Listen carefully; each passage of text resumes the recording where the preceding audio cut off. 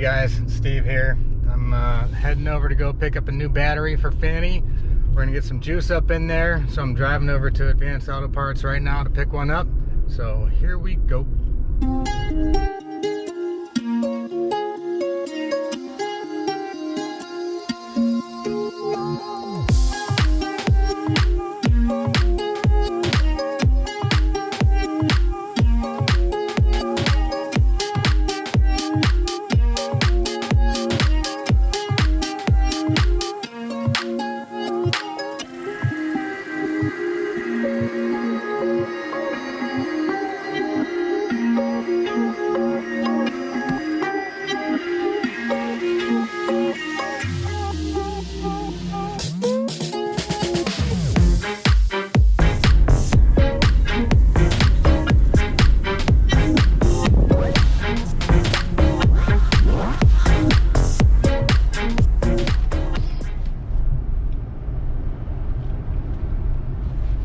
Alright, so that was a successful trip.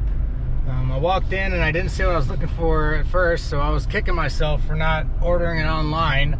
It showed they were supposed to have it, so I just took a chance and walked in, and I didn't see it at first, but I asked for some help, and we walked in the back and they had more batteries in the back, and sure enough, we found the one we were looking for. We ended up going with the Die Hard Deep Cycle AGM battery, so I'm going to take it home now and hook it up, and hopefully everything works alright. We'll see. Okay, so I want to talk a minute just about how we came to the decision to buy the battery that we did. I did do some research, and I looked at several blog postings or blogs, and what many of them said was that in order to decide which battery you need or is best for you, you first need to understand how they work. And I made a couple attempts at reading the explanation, and I quickly decided that I did not agree with that advice whatsoever. For the life of me, even now, I have no idea how I benefit from that knowledge and how it could inform the decision. And truth is, in this particular case, it did not. I right now cannot tell you how these batteries work, nor do I even care. Our decision was based, upon more basic information, about the batteries and really weighing the pros and cons of what each option provided. And that's really how we decided which battery would be best for us. Now, I was aware that there was a specific type of battery for marine and RV use. I've seen them in the stores when shopping batteries or on boats and RVs. I've noticed that the battery indicates it's a special type of battery, although I didn't really ever before know the difference. But now again, I'm just very basic in my information here, but what I do know is that car batteries will provide a large amount of current for a shorter amount of time. Whereas the RV battery gives a more steady amount of current for a longer stretch. So, again, the car is primarily used to power the vehicle while operation, whereas the RV or boat, you're powering, your lights or your fridge or, more home type electricity needs. Okay.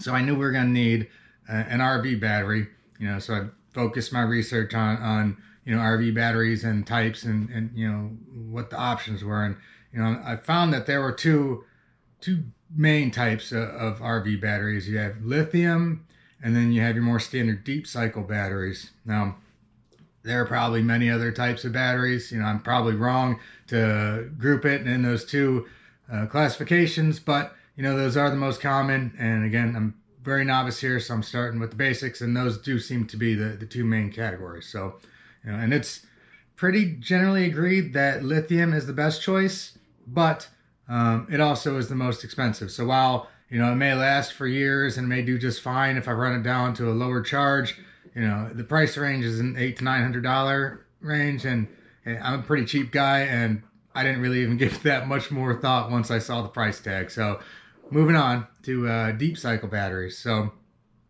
the most cost-effective option is what they call a wet cell battery. It's the cheapest, which appealed to me, but it was going to have to be replaced sooner and more frequently. And also, and this really was a deal breaker, is that there's some maintenance required.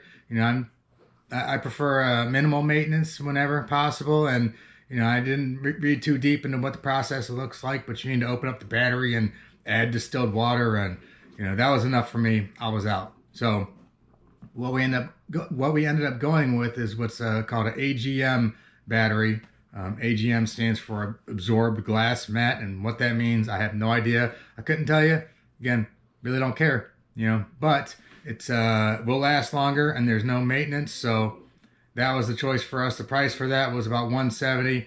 I have to remove the battery, so when I bring the core back, I'll get my 20 bucks back, but the price of the battery itself was $170. So that's how we picked the one we did.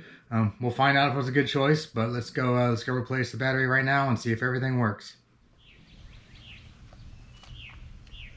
So the battery sits here behind the propane tank, and it's in this box that's strapped to the trailer. Now, go ahead and undo this here. The box, I looked it up. The box and the strap are actually both available. You can order them. They're on the Scamp website, and I gotta give credit. It's a pretty good website. It's got a lot of great information, but even better, you can order just about all the parts that you would need for the Scamp, and you know, the prices are pretty reasonable. I think the box is 12 bucks and the strap is maybe 4, so you know, I think that's pretty good. So, all right, here's the old battery. It's about to come out. One thing that I liked that the previous owner did was he put some tape on the battery to label which wire goes on which side. I think that's a good idea. The white goes on the negative and the black is positive, which should be easy enough to remember, but you know, in case we're somewhere with no service, I don't want to be unsure. So that is a little different. I'm used to black being negative, so I think labeling it's a good idea. I've done the same. So all right, I'm going to take this out now, swap it out with the new one.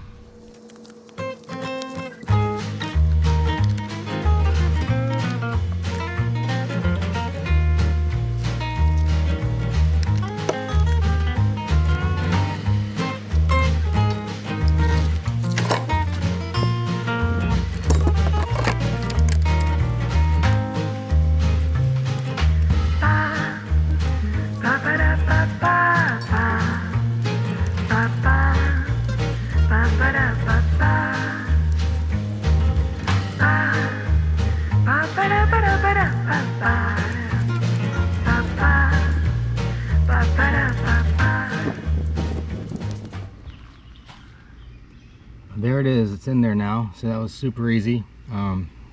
It's got a group 4 battery, which I think has something to do with the size. You know, I was pretty sure that's what I needed. Now I'm certain that it is because it actually fit in the box. So good to go there. Now it's time to try it out. Hopefully it works. All right, here it is, the moment of truth. The lighting is one thing that runs off the battery. I don't think you have to do anything special to turn it on. Once it's hooked up, we should be good to go. So here goes nothing. And look at that, we got juice. Sweet.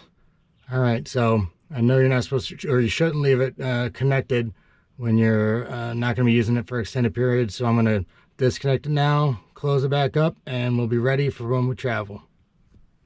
All right, well, that's it for this one. Thanks for watching, and if you like it, please like it and consider subscribing. We have some more videos coming. You know, Dawn's got some plans. She's going to be making some updates to Fanny soon, and we'd love to share those with you. And as I say, scamps like us, we're born to camp. All right, guys. Later.